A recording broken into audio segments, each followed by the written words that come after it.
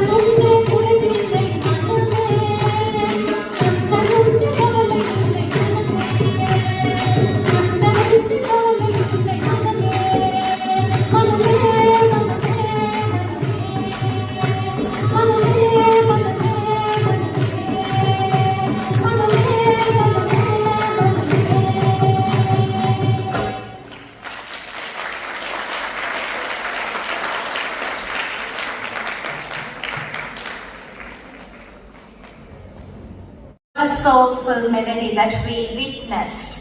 Absolutely soul stirring. Thank you for sharing your gift with us tonight, Miss Lojika. It is amazing how one voice can capture the attention of an entire room.